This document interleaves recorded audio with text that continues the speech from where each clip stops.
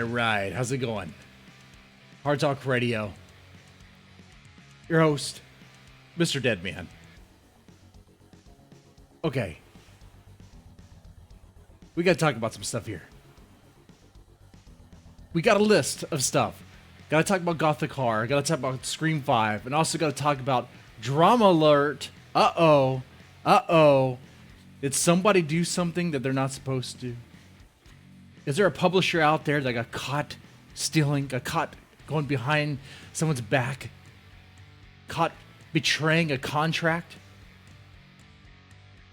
Is there an editor out there, another publisher, that's trying to stir up crap? Or am I just a host who's trying to stir up crap for your amusement? For your amusement. We'll talk about that. We'll talk about all that. You know what? I don't want to bury the lead here. That's the hot gossip here. That's the drama, right? Okay.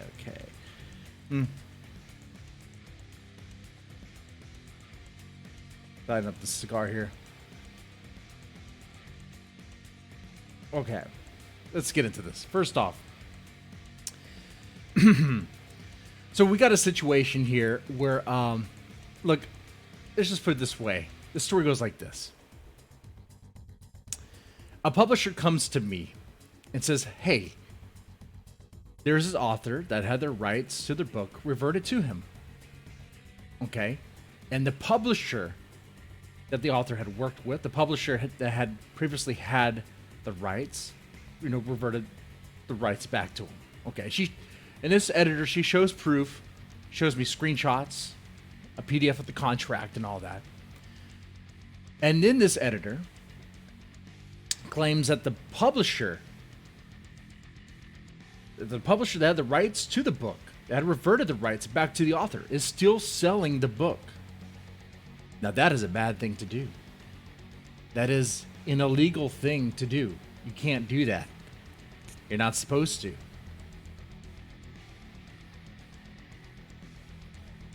Now, I wasn't provided any proof of that exactly. The proof of that was that it was available on Walmart online. Now, it was worded to me, it was phrased as if it's on the shelves at Walmart. This person purchased it online at Walmart, which is different from it being actually on the shelves at Walmart. Two different things, but either way. So she purchased it not from the publisher directly, but from a retailer. And their job is to resell things. Okay. Now, like I said, is this true? Is it even true? Like I said, she showed screenshots that was ordered at Walmart online. And it is the version of the book. It has the publisher's name on that book. I'm not going to say the publisher name. I'm not even going to say the editor who came to me with this, okay? I'm not even going to say the author. I'm not going to do any of that. It's like, who are you even talking about? You probably want me to say, but I'm not. And I'll tell you why at the end.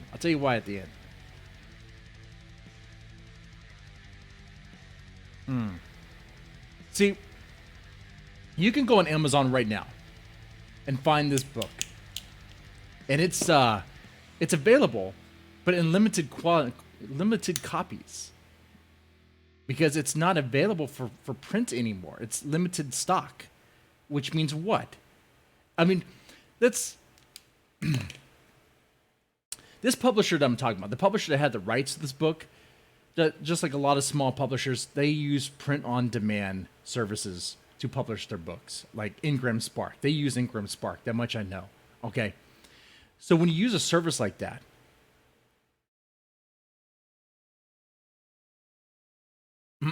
sorry.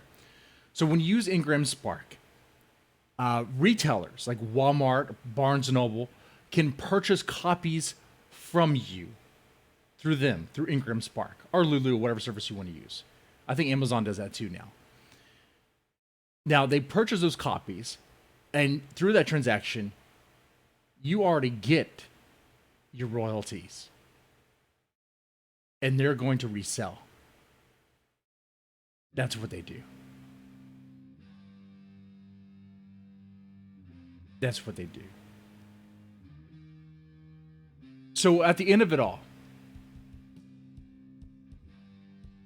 the editor that came to me was being a Karen over a retailer doing what retailers do and selling off what they have in stock. Now, I could see how on the outside, without really knowing how this stuff works, you might think there's some illegalities going on. But here's the deal. Authors, publishers, listen up. If you acquire the rights to a book to publish, to sell it, if you acquire the rights from another publisher, the version of the book that publisher had already put out, they don't just go away. They don't magically disappear. Okay? Now, if they have an agreement with the retailer, well, where if the retailer sells copies, they get a cut of that profit, then that money would still be handled, that would be taken care of. But for the most part, on print on demand, it's purchased from Ingram, Spark, or Lulu, or services like that, and then they resell. It's not like the deal that bookstores had with publishing houses back in the day. It's not like that. It's not the same nice deal where, what is that arrangement? Where the bookstores would agree to keep the books on the shelf, and they get a cut back if a copy is sold. It's nothing like that. They're taking a gamble. That's what they do. They buy copies and they resell it.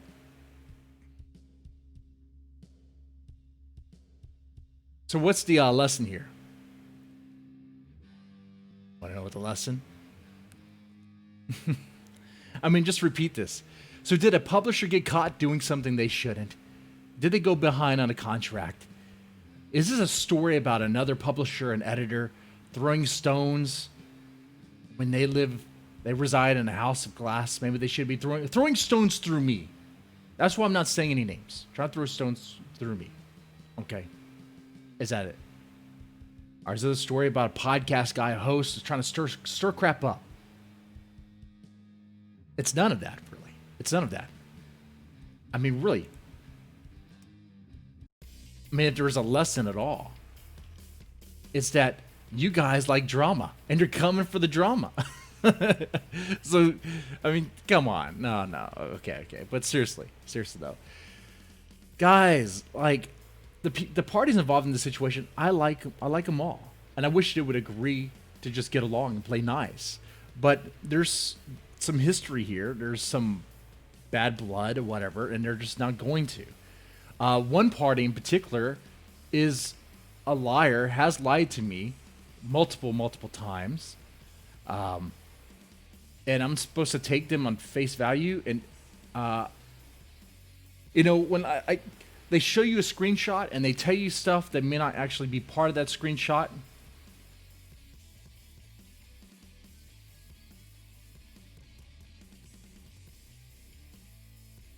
So.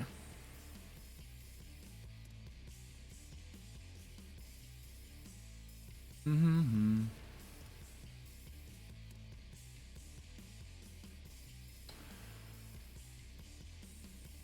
Oh, that's funny. And things get confused in the screenshot. I asked for a screenshot of a print on demand, POD. And really, I'm looking at it now. Instead of POD, it's POD, proof of delivery. Guys. Oh, it was shipped from Ingram. It wasn't shipped from Walmart. That's funny because she showed two different screenshots. One where it's actually shipped from Walmart, which she showed me earlier, and the other one where it's shipped from FedEx or by FedEx. Which one is it now? See, I can't take you guys at face value, even with your screenshots. I don't trust anybody anymore. Okay, look. Here's the thing, guys. The lesson of this: if your book, if your book has been removed by a publisher, you told them to take it down. Okay, let's say there's a book you have out there, and this publisher. You don't like them anymore, so you want to take the book down. Okay. And then you republish it yourself. But you still see copies of that book listed on Walmart or Barnes & Noble, whatever. What's going on there? I told them to take it down. Well, I mean, you could you can ask the publisher to verify that they took it down off of Ingram Spark. You can contact Ingram Spark. You can contact their POD service and find out. If they haven't done that, then you have a problem. But because some online retailer has a copy of your book and is reselling it, that's not proof that the publisher is going behind your back. That just shows that the retailer has copies in stock of that book and sold it. And these two screenshots I've received, they conflict with one another. One's saying it's coming from Walmart. The other one says it's coming from Ingram Spark. It makes no sense. It's like I think someone's trying to use me to stir some crap. I think that's what's happening here. Because here's the other thing that this editor said. That she ordered it from Walmart, right? But the packaging says Ingram Spark. The only way it would say Ingram Spark is if you ordered from that. And if that's the story, that's it. Like if you ordered it from Ingram Spark, okay, then we might have a problem. But show me where it's listed on Ingram Spark. Because I go there, I don't see it. Let me see. Let me go search it right now.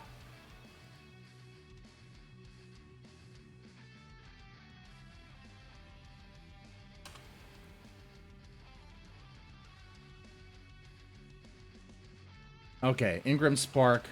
I know there's so many things I haven't told you. I haven't said any names. I'm trying to be nice. Back in the day, I would have said names. I would have revealed. I'm trying to be nice. Okay? That's what I'm doing. Good thing I don't have screen share. Otherwise...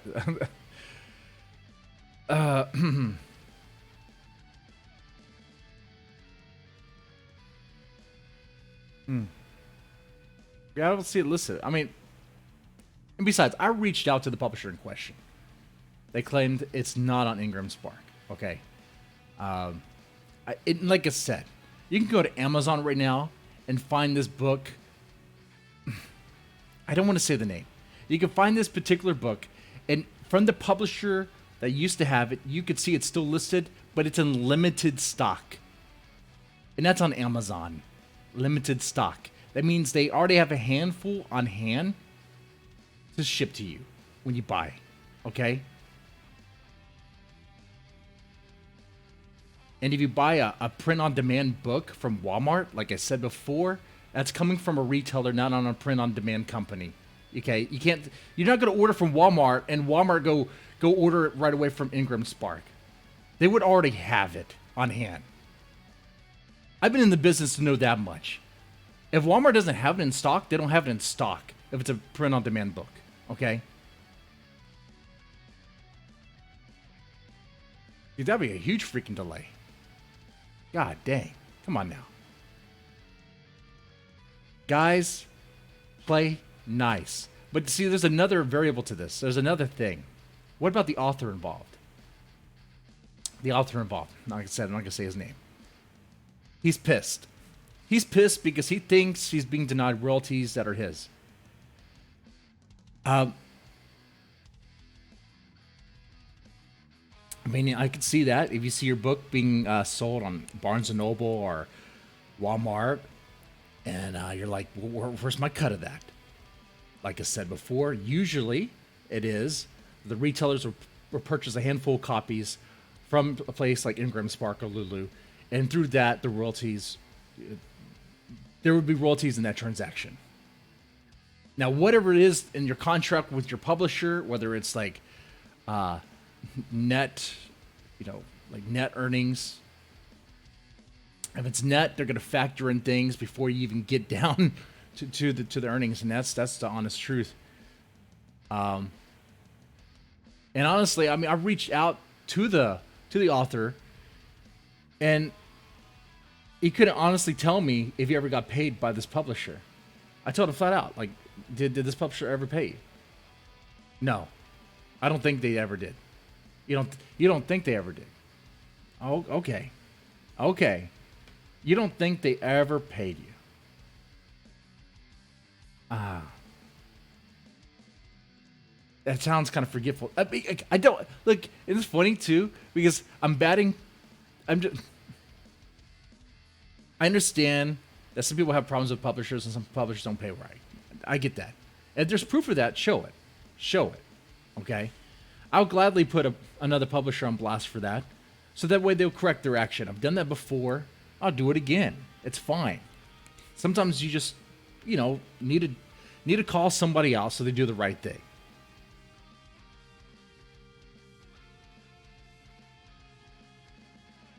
But man, if you have proof, if you could demonstrate with not just word of mouth, not just what you say, but demonstrate it with evidence that you're not being paid, then do that. Okay?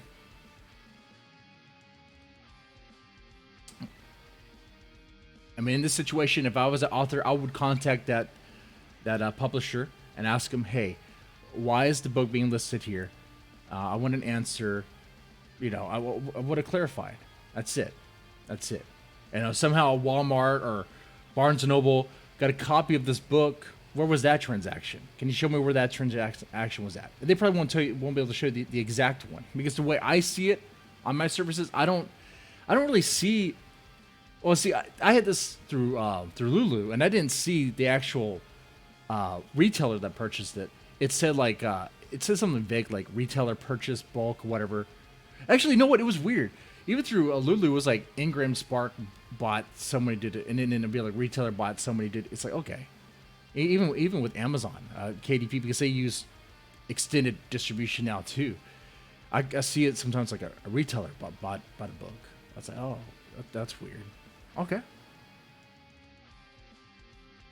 And you get a much smaller cut of that too. But yeah, I mean, if you see that, sure, ask questions to your publisher and see what's going on. Try not to go in there with a bias. A lot of people do be like, oh, they're just lying to me. They're just lying to me. I mean, like, I don't know. Do a voice chat. Have a Skype conversation with them. Talk to them over the phone. Okay, just ask them questions. Get to the bottom of it. Okay. Anyway, that is the drama stuff. It's not really juicy. It's not really that big. And I'm not making it into some sort of like wrestling thing. I'm not trying to exaggerate it and I sort of kayfabe this whole thing. Look, I'm just trying to give you the facts of this. That's all I'm doing. All right. Okay, what else we got?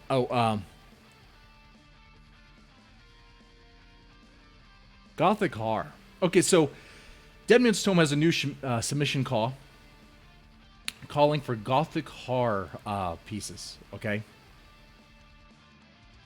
Let me go ahead and pull that up real fast.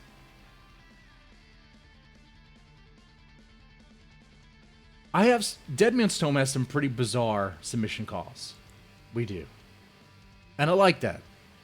I think we stand out because of that. I think Deadman's Tome stands out because of that. Everyone else, they do submission calls of like typical stuff like contemporary horror or gothic, or whatever, Lovecraft. We just Lovecraft are down there, but for the most part, I feel like we're kind of out there when it comes to submission calls. But this time around, kind of doing something a little bit more contemporary, more mainstream.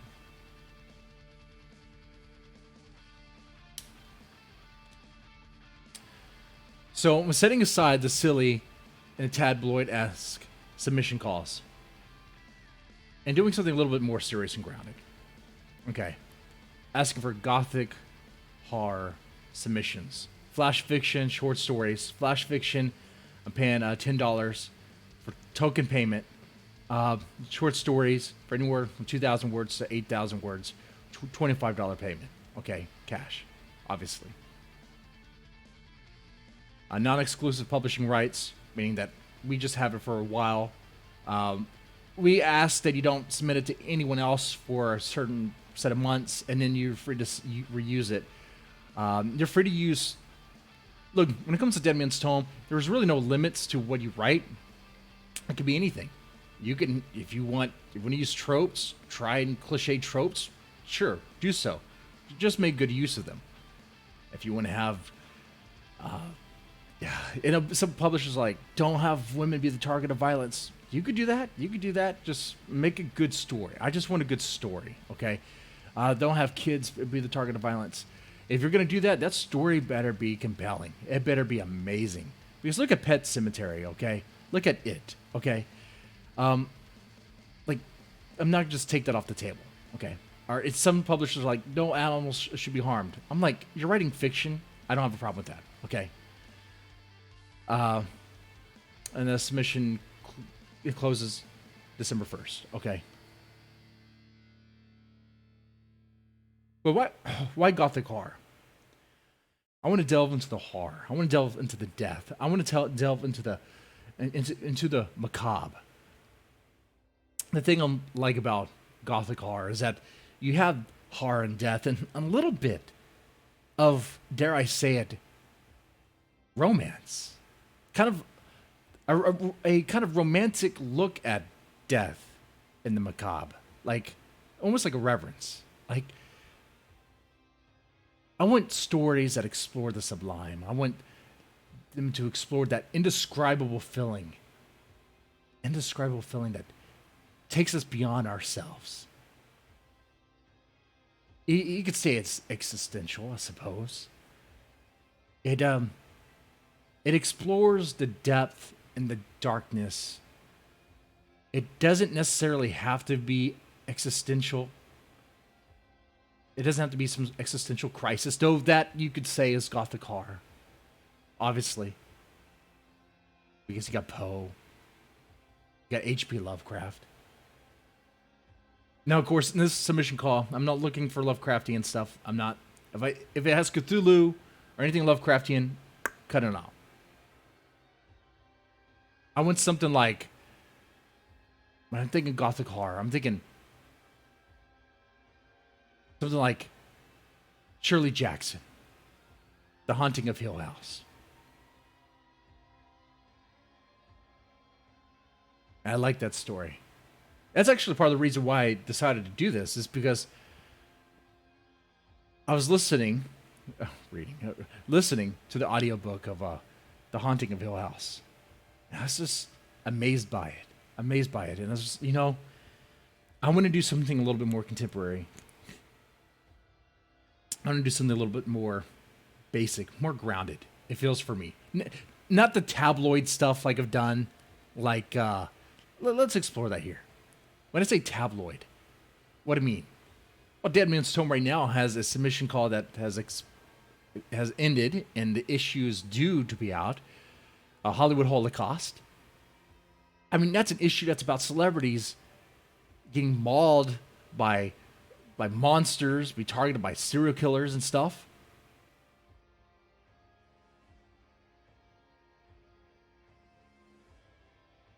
That's very tabloid-esque. And by the way, I spent money on that issue. I already sent the payments out. So that issue is definitely coming out. Okay. Don't worry. It's coming out. Most likely in October. Okay. And then we had some niche submission calls like I Just Wanted to Grill, which is pretty much off of a meme. McCloskey's. Cthulhu Cheeseburger. What is that? That's just me having fun, right?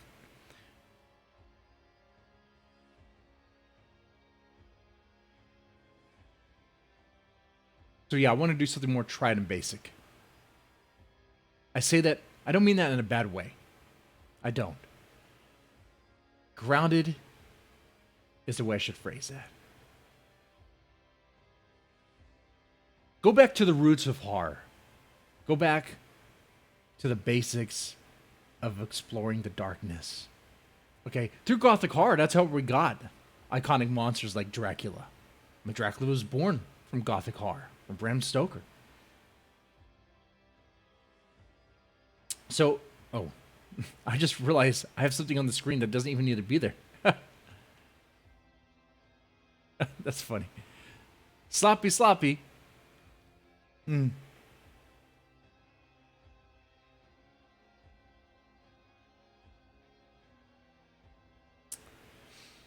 Mm. Yeah. So if you wanted to have a story that has a monster in it, like Dracula, sure, fine. But not so campy. All right. This isn't like Dracula having a drink at a bar.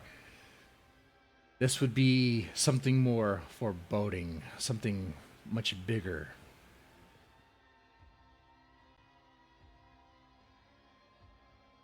By the way, Shirley Jackson. The Lottery is a good book. The Lottery is a great book right there. But that's not gothic horror though, right? I mean, I wouldn't classify that as that. And when it comes to gothic horror, what are some good examples? Other good examples. You got Edgar Allan Poe, of course. The cast of Montalado. Didn't even say that right. The Fall of the House of Usher. The Black Cat. The Black Cat. That's a good one. That's actually one of my favorites.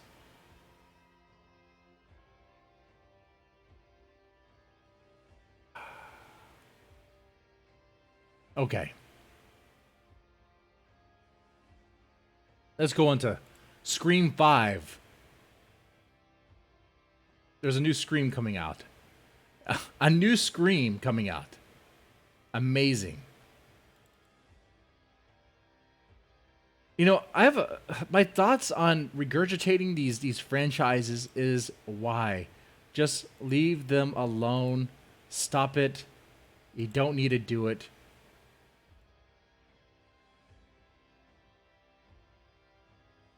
Like the latest Halloween, my reaction to that was why? We already had that. It was called H2O. The premise is like the same. Just kind of different.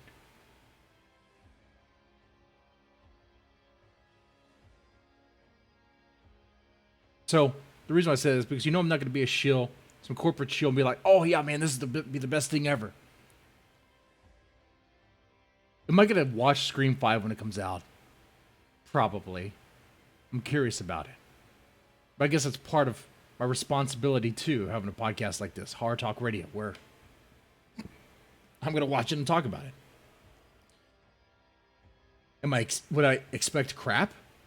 Well, I'm not going to expect quality.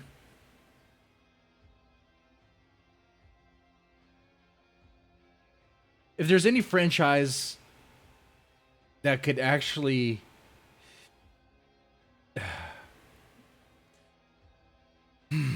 if there's any franchise that could actually have some longevity and being milked as a cash cow, it could be Scream. Just based on its premise. You don't really know who the killer is. It's a murder mystery with a slasher. It's like a blend of that. You don't know who the murderer is. What's their angle? Why they're doing this? Who is it? It could be anyone. You don't know. Figure it out. That's cool. I mean, you get a fun with that. You don't want to tire it out. You could bring it up like every 2 or 3 years. You could do a new one maybe. Now, eventually, you're going to have to change up the main character. I mean, you can't constantly have her be the victim. Right. Sydney cannot constantly be the victim. But I think they'll wise up to that already. You know, I think the same thing about Saw. At least I thought back in the day when it first came out. And Saw 2, I watched it. I was like, you know, they could probably do this as a series and just have fun with it. But then they went too weird. They jumped the shark when Jigsaw died, and then they had to like put all this stuff together and be like, he lives on beyond his death. Be like, no. She needs to learn. She needs to learn. Yeah, she does.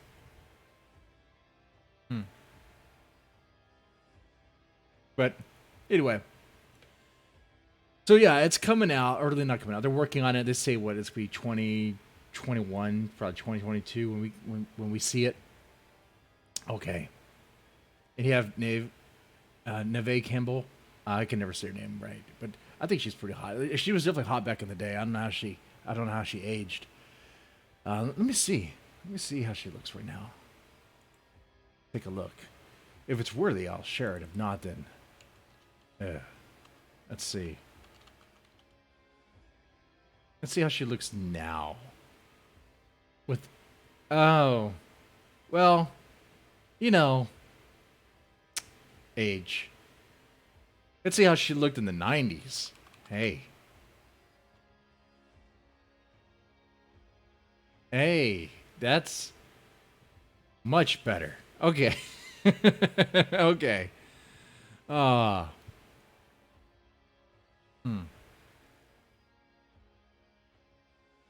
Now, the other thing about this movie is that supposedly Skeet Ulrich is going to be in the movie, which if you don't know who he is, probably don't. That's fine. Probably forgot. He was the boyfriend in the first one, in the first Scream. Now, how the hell is he going to be in it? He's dead, right? He should be dead. But what if this whole time that was one big LARP? What if that was one giant kayfabe? What if he's not really dead? That'd be too fucking much. It really, you fucking jumped a shark. That's it. Like, what do you mean? What do you mean he's not dead? And the reason why I say that, I mean, that's probably what it is. Because there's this leaked photo, not leaked, he put it up on like Instagram or something. Skeet Ulrich did. Where, let me take my mug off the screen. You could hardly tell. It just says, the tweet was, I'm back at work, working, or the message was, and it's just a picture of what looks like a, you know, a chair with his name on it. Now, maybe this is nothing. Supposedly, he was told to take it down. Revealed too much. Revealed it all.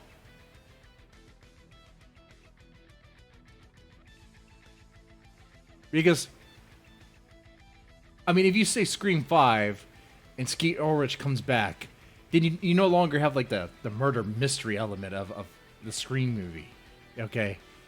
That's the only reason why, actually, not the only reason, that's the other reason why I may actually watch this, because it'd be like, okay, who's the killer gonna be? And I could take a bet, and I might be wrong. I might be wrong on it, right?